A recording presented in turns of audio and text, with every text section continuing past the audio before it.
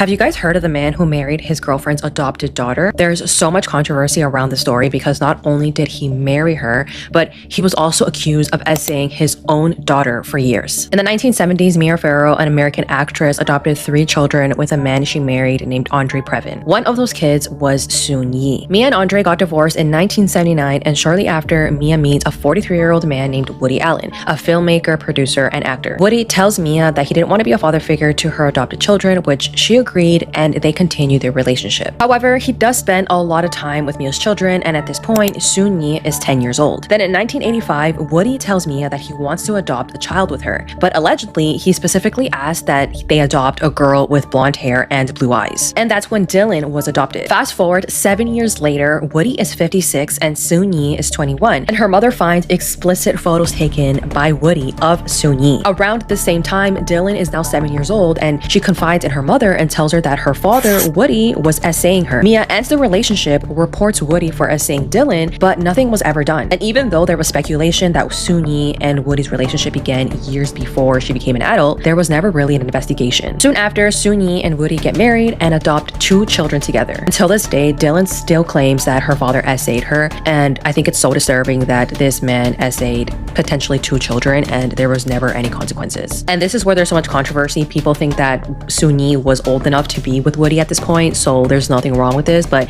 you can't tell me that this man was not preying on Soon Yi way before she was an adult. Like, you can't convince me. There had to be some abuse going on before, because he didn't just wake up one day when she was an adult and say, okay, I want to be with her.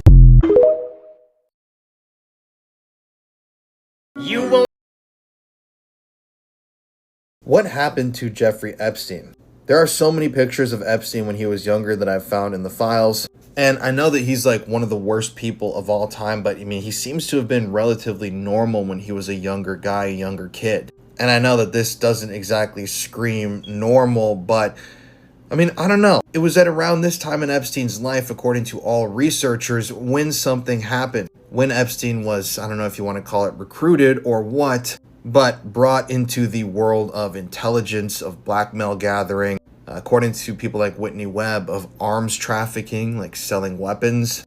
And yeah, I mean, it's just always weird to see these young pictures of Epstein because he's like the world's supervillain right now, but in a lot of these photos from his youth, he looks pretty normal. Like him going on ski trips. I mean, he definitely looks creepy in almost every picture taken of him. Like, he's got such a creepy expression. But, you know, just kind of like an average dude back then. So what exactly happened? I think that is one of the things that needs to be focused on by investigators at this point in order to really try and get to the bottom of the Epstein enigma, because we have theories and people like Whitney Webb have provided evidence, but I mean, Let me tell you about some interesting things I just learned today. Did you know there are 2,600 Panda Express locations, but less than 2,500 pandas on Earth? This graph shows the percentage of Americans that have a passport, with over 50% right now. But back in 1990, only 4% of Americans had one. Every living US president could have gone to high school together except Obama. The Las Vegas Strip is not actually a part of the city of Las Vegas. It is located in the unincorporated towns of Paradise and Winchester. A Colombian drug sniffing dog was so proficient at finding drugs that the cartel placed a bounty on that dog's head. Zoe Roth, also known as the Smiling Disaster Girl, sold that image of herself with a house fire in the background to an NFT collector back in 2021, making almost $500,000. Got out good with that one. Jaden Smith opened a restaurant where paying is optional. If you're broke, you eat for free. If you can afford it, you pay for others. Very interesting idea. A woman who was supposed to be dead showed up at her own funeral, but what she did next will shock you. Part 2. When Noella saw everyone gathering at her funeral, she decided to watch from afar. She watched as her husband showed up to her own funeral, but then she decided to approach him. As Noella walked up to her husband, he turned around and had the look of terror on his face. He began to frantically talk to himself and scream for forgiveness, but what happens next will shock you. But before I continue, I just found a way to blow up your Snapchat and make it look like this. And if you want to try try it out? Just press this button on my profile, then press boost your Snapchat. Noella decided to call the police, who then asked her to call her husband in front of them. That's when he made a full confession and was arrested for the crime he tried to commit. He went to court and pleaded guilty and got 9 years in prison, while Noella was just happy to survive such a traumatic experience.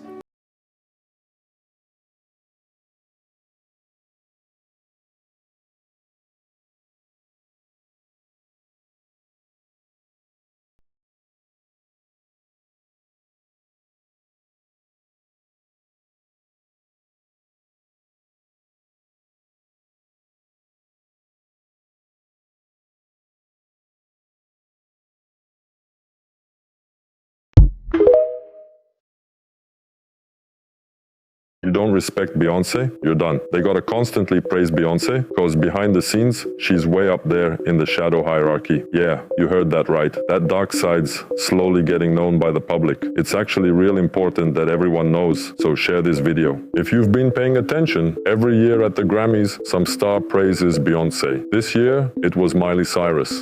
The Grammy goes to... Even if it's not you, Beyonce, I might just say this. They gotta do it to remind the world she's above all the other stars, that she's the supreme star. That's what it means to be the supreme star. That's why she's been running the music game for so long. In that secret, well-structured hierarchy that Beyonce, Kim K, and plenty of other stars seem to belong to, Beyonce's got a special spot. She used her natural talent to grab the chance of a lifetime, which helped her reach that level of influence. Most people don't realize, but it must have taken her a long time to become the top goddess of their industry. And that's not even mentioning Jay-Z, who plays a big role in all of this. Let me know if you want to hear what happens when someone disrespects the hierarchy. I'll drop part 2. This is why you should always check your hotel room before you go to sleep. A man returns to his hotel room late at night. Exhausted, he gets undressed, and at that moment he hears a noise from the bathroom. Out of the bathroom walks a scruffy looking woman he's never seen before. He's now sat on the bed half naked and in shock. The woman mumbles something about being in the wrong room. She opens the door and leaves. He quickly comes to his senses, throws on some clothes and runs after her, believing that he's been robbed. He runs after her down a hotel corridor. She slips into the stairwell and disappears. He returns to his room to see if she's taken anything. The only thing missing is his medication in the bathroom. But it's only now he realises there's chunks of plasterboard in the sink. He has the terrifying realisation of how she got in. Pulling at the bathroom mirror, it detaches from the wall, and that's when he comes face to face with the junkie who's been living in the crawl space behind his mirror the whole time he was staying at the hotel.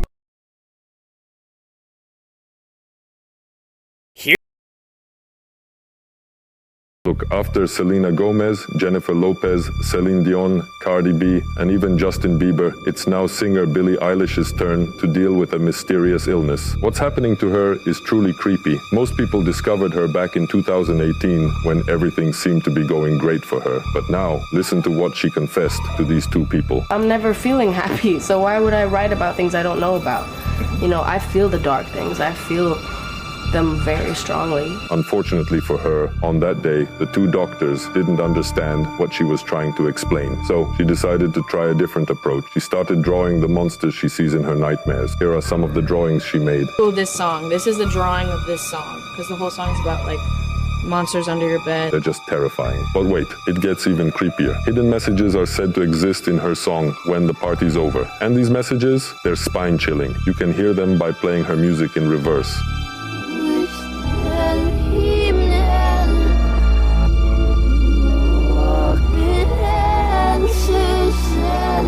But hold on, because the second hidden message is far worse.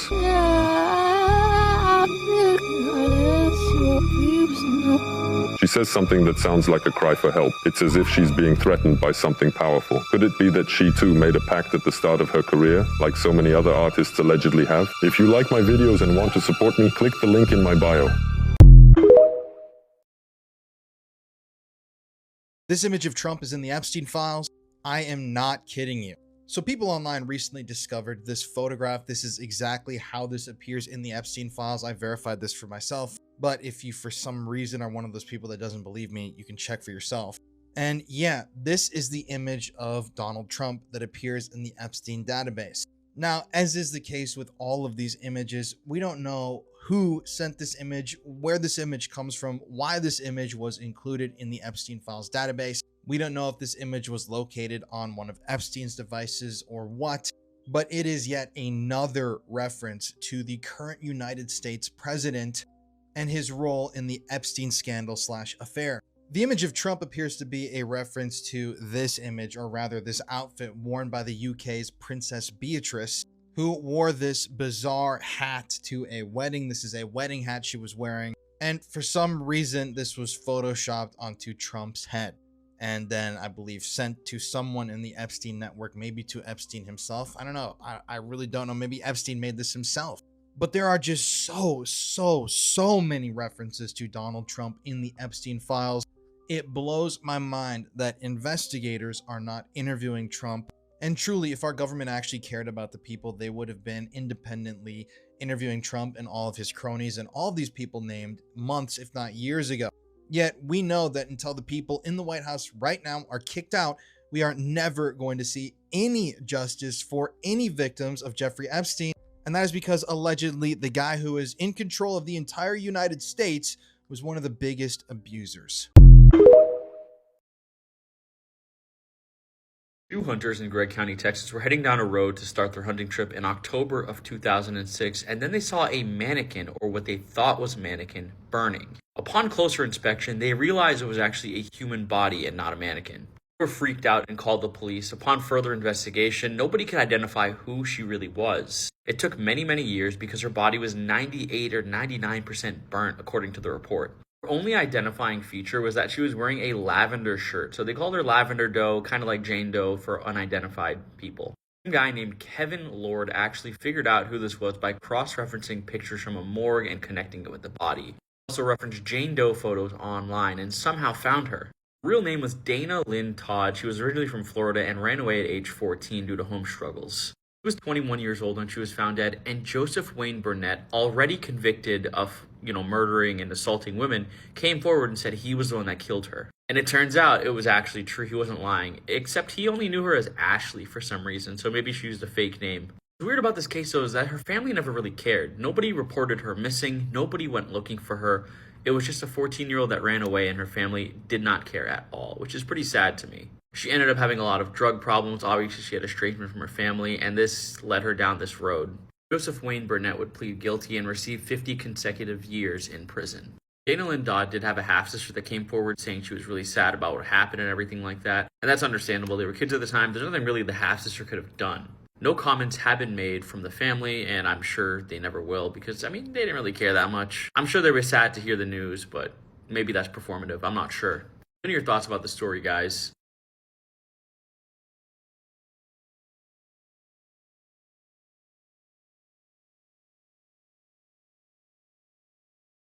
Here are all the horror movies that released this week and where you can watch them. First up, Dark Distortion. You can rent this one on video on demand. This one is about a group of adult models turned thieves who face unintended consequences after stealing a camcorder that houses the spirit of a murdered child. The Hermit. You can rent this one on video on demand. Dragged on a vacation to the woods, teenagers Lisa and Eric fight for their lives against an unstoppable cannibal pig farmer. Dolly. You can watch this one in theaters. Macy is abducted by a deranged monstrous figure who wants to raise her as its child. Heel, also called The Good Boy. You can watch this one in limited theaters or video on demand. 19-year-old criminal Tommy is kidnapped and forced into this rehabilitation process by dysfunctional couple Chris and Catherine, who tried to make him into a good boy, and now Tommy must find a way to escape. NFT, Cursed Images. You can rent this one on video on demand. A group of crypto-savvy friends begin experiencing strange occurrences after buying into a cursed NFT collection. Didn't Die. You can watch this one in limited theaters. A podcast host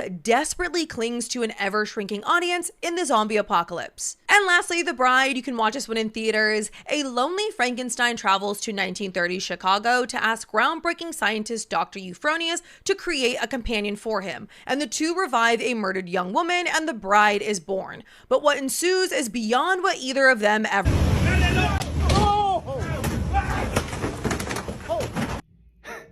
Nothing like almost getting hit by the ocean's own personal javelin. Let me tell you something. Meet the black marlin. Now this may come to your surprise, but Stabby the fish over here could get up to 15 feet long and 1,500 pounds. Not to mention that sword sticking out of their face could be as long as 40% of their body length. We're talking potentially 6 feet. To make it even worse, this is the second fastest fish in the world. They could swim over 60 miles per hour, and one researcher clocked one going 82 miles per hour. That is faster than a cheetah with a 6-foot sword attached to their face. In other words, this is the equivalent of the ocean throwing a 1,500-pound spear at you at over 80 miles an hour. And if it hits, you're gonna be a nose ring for a fish. And trust me, do not look up those photos. I made that mistake. Moral of the story, in water, you gotta worry about sharks. But on a boat, that's what you gotta worry about. And as always, follow for more facts.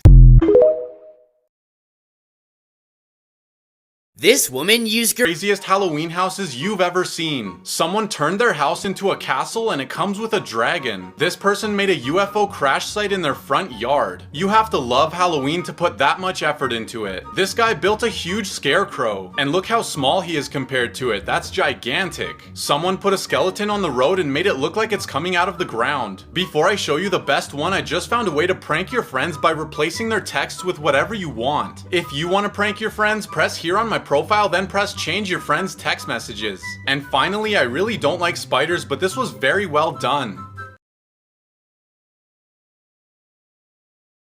Here's some cool history that you did not learn in school. This is an iconic vintage photo of a cat in armor from 1936. This original photo is actually held in the Library of Congress. This clip is from a movie that predicted what would the future look like in 2026 when it was made in 1927. ABBA had to actually negotiate for the rights of that name with a Swedish fish canning company that was also named ABBA and established in the 1800s. Back in November of 1967, there was a Marine who only traveled to Vietnam to bring beer to his friends that were fighting in the war. In 2009, 2 weeks before the transfer of power to Obama, George W. Bush invited Obama and all former living presidents to lunch. What has happened? In Japan during the Edo period, which was like the 1600s to 1800s-ish, they had what was called the Gonin Gummy system, which would lead to a collective punishment for the entire group because of the neighbors' wrongdoings. Would that work today? I don't know, but it's very interesting. Let's see if you have aphidiophobia. I'm going to show you 5 photos. If you feel too uncomfortable to make it to the 5th photo, then you could have aphidiophobia. So let's go. Number 1. Feeling uncomfortable yet? And how about this? Nearly there. Last one. If those photos made you feel uncomfortable, then you could have aphidiophobia, which is the fear of snakes.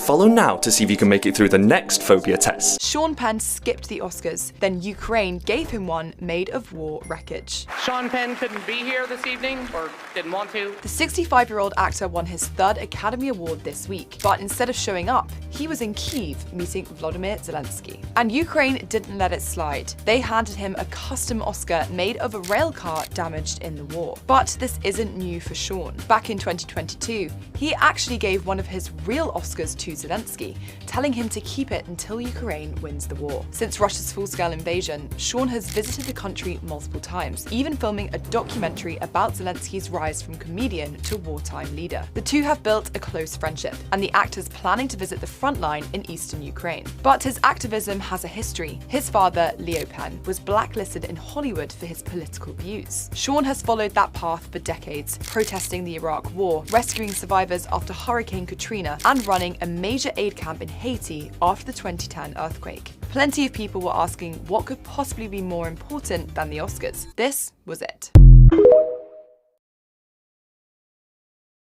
Here are some movies I thought would be bad just based off the title or the poster, but they actually ended up being pretty good. First up, Sorority Row. You can stream this one on Tubi, and I'm sorry, but this poster is just giving Lifetime attempt at a horror movie, but I was wrong. This is about 5 sorority girls who inadvertently caused the murder of one of their sorority sisters and decide to keep it a secret, and months later, a mysterious killer is going after everybody that's in on this secret. I absolutely love a prank gone wrong movie, and Sorority Row is one of the best. And for this being an early 2000s movie, the level of gore and the visual effects in here are surprisingly really good. I will say some of the lines didn't age well in here, but other lines are very iconic. Next up, Sorry Charlie, you can stream this one on Tubi. My mom and I put this one on because I was like, this name sounds absolutely ridiculous, but we were pleasantly surprised. This one follows this remote helpline volunteer who is targeted by The Gentleman, which is this stranger who lures women from their home with a recording of a baby crying. It's a very simple plot and far from perfect, but for a quick 75 minutes, it was engaging and it has such a satisfying ending that I would recommend it on that alone. And lastly, Dead Silence, you can rent this one on video on demand. This is probably one of the more well-known of the bunch, but it doesn't take away from the fact that this poster is low-key kind of silly looking. The movie follows Jamie, a recent widow who returns to his haunted hometown of Ravens Fair to find answers about his wife's death, but his investigation leads him to the ghost of a ventriloquist named Mary Shaw, who seems to have ties to everything. I love this movie so much. It's so cheesy at times, but I just love a unique and elaborate ghost story so much, and Mary Shaw and Billy are truly iconic.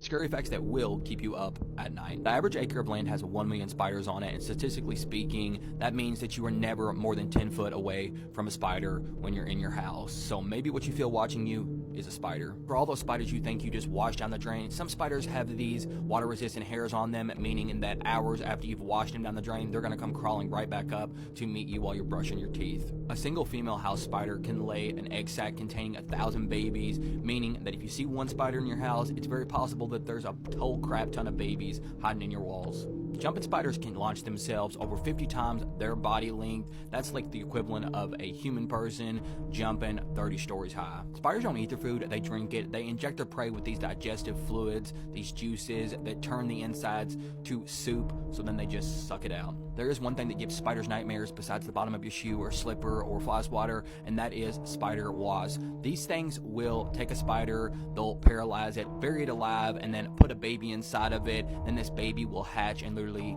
bust through. They'll literally eat the spider alive, almost like a xenomorph popping out. There's a spider called the vampire spider, which actively hunts mosquitoes just so it can get the taste of blood. They've been on this planet for hundreds of millions of years. They're capable of surviving in space, and unfortunately, I don't think they're going anywhere. I didn't mean to make this whole thing about spiders, but I just kept rolling with it. And so yeah, if y'all want more of these, let me know. Pretty scary, right?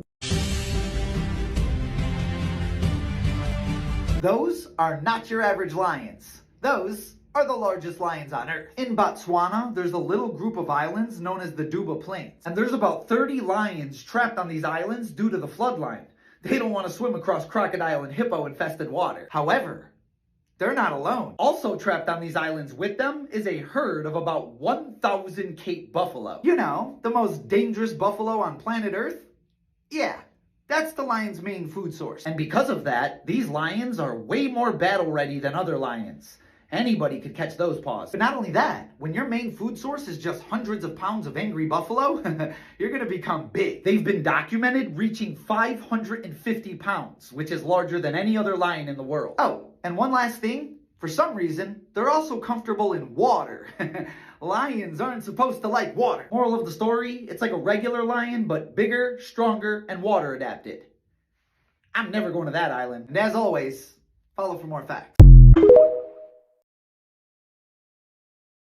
So, MrBeast recently said that he wants to buy ad space on content creators' foreheads. A literal mark of the beast on people's foreheads for buying and selling. Now, to be fair, he's probably just joking, you know, playing around, as he did ask KSI how much an ad on his forehead would be. But for those that don't know what I'm referring to, in the book of Revelation of the Bible, it's written that during the end of times, and I quote, "The second beast caused all, both small and great, rich and poor, free and slave, to receive a mark on their right hand or on their forehead, so that no one could buy or sell unless they had the mark, the name of the beast or the number of its name." Beast, rich and poor. mark on the forehead, buy and sell. Am I just schizo posting again? Now I know MrBeast is well aware of the alleged conspiratorial allegations around his brand name and its connection to the beast in Revelation, which might just be a silly little online coincidence, but like knowing that, why would he say this? Is he just trolling, you know, leaning into the conspiracy allegations for another viral moment? Is he somehow not aware of the connection here? Or I don't know, maybe some form of karmic retribution, because this is just an oddly specific thing to say. And the timing of it all is just too much to ignore. But hey, I'm sure it's nothing. Awareness purposes only.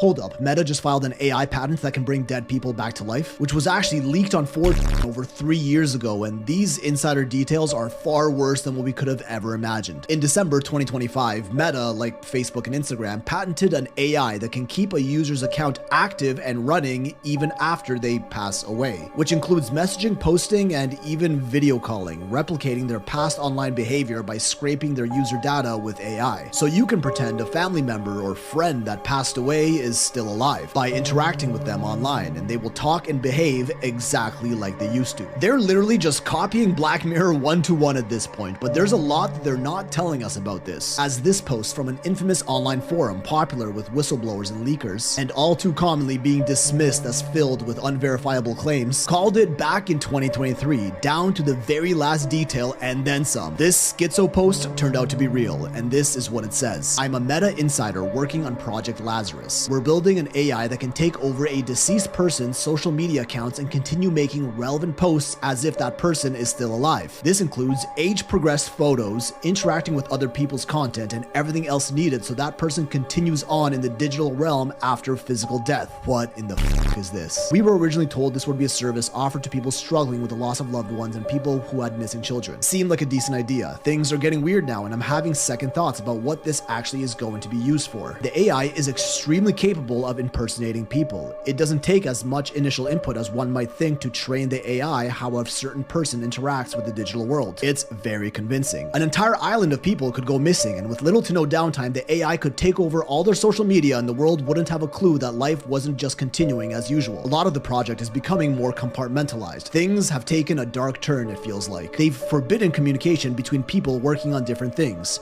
Something isn't right, and I don't know what I should do. Bro, the things they're doing with AI just blows my mind every day, and not really in a good way. Also makes me wonder what other disturbing leaks from this site may have been real this entire time. Now, Meta was just granted this patent in December 2025, with many quick to point out that it was initially filed in June 2023, the same year this was posted. But this insider leak is dated to February 2023, a whole 4 months before it was filed and became public knowledge. So clearly, someone knew what was going on inside of Meta, and if everything else they said is true, that's pretty concerning. Like, how would you feel if you found out that I've been deceased for the past 3 years and everything I've ever posted online, including this video, has been AI all along? Yeah, that's the level we're at now. Although the patent has been granted, Meta has stated it was just filed to protect potential ideas and has no plans to move forward with this feature yet.